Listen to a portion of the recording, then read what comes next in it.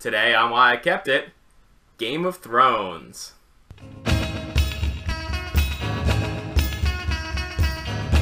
So Game of Thrones is a game I've enjoyed because I am a fan of the books and the show. They're pretty good. They're not the best ever, but I do enjoy them, and it helps to have a cool theme.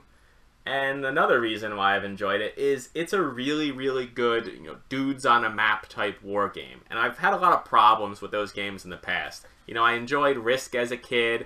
I played a lot of Axis and Allies in college. I don't have a huge desire to revisit those games.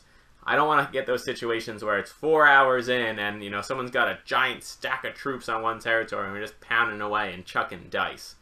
Not my favorite. Game of Thrones streamlines that so much. You have a very limited unit count. You can only have so many of each type, so you're spread out, only a couple territories. You're trying to conquer certain castles on the map, and if you achieve that victory condition, X amount of castles or strongholds, you win the game. The game ends pretty quickly. It's still probably going to take you 3, maybe 4 hours, but it's not going to be an all-nighter. It's still a long game, let's be honest. The combat is also pretty neat. Let me show a picture of the board here before I go too far. This shows you some of the combat situations you might be in. Limited troops on a fairly small map. But back to the cards here. Everyone has a hand of 7 cards that represents their house of Westeros.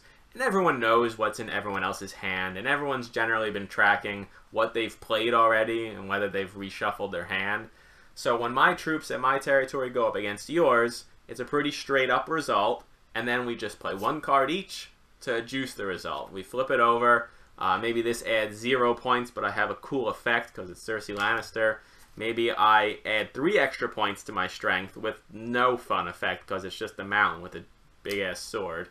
And then there's other ones like, Tyrion Lannister. He gives an extra point, but he also has a neat effect. And on from there. So pretty straight up win or lose combat. Movement around the board is also very streamlined. I'm not going to go do a full rules explanation of this game, so I'll cut over to some other neat things I like about this. One, the 2nd edition is the definitive edition of this game. An early one came out. This is very early in Fantasy Flight, way before Game of Thrones was popular with anybody. Christian Peterson, the CEO there, he was a fan of Game of Thrones from the books and put out a version many years ago, and only 1 or 2 books I think were out at the time. But that only represented the events of the first book, and it only had the top half of the continent of Westeros. They eventually put out expansions that rolled in the 2nd and the 3rd books. After that, it goes a little downhill in the books. But that creates the full map of Westeros, makes it a 6-player game with all 6 major houses, and that's the only way you should play this game. And that's a big reason why I kept it. I really want to get this to the table again, but I have a problem doing that because I refuse to play it with anything less than 6. You don't want to have, non-player character armies sitting out there clogging up the map. So you want the 2nd edition, which makes the pieces are nicer. It has the whole map. You don't have to do like expansion maps, and line them up on the table. You also have the option to, if you get bored with this game, the expansions seem very thematic. I haven't played them myself, but the 4th and 5th books have print-on-demand card decks that change up, what characters are around, what houses even you're playing with, and that makes it, progresses into the long slog of books 4 and 5 if you choose to go down that route.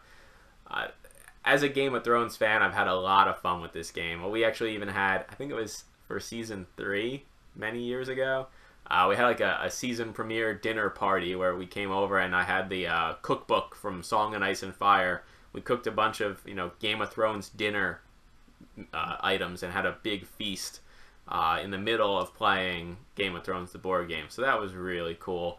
And I would like to do that again. So if you have the itch to play dudes on a map type war game, but you've kind of grown up and out of chucking 18 dice and praying for random results, Game of Thrones may scratch that itch for you very effectively. So give it a shot. And if you want to play, we need 6 people.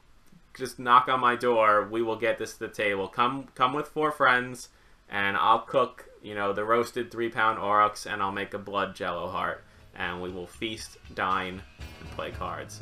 See you around, everybody. Have fun. Thanks for watching.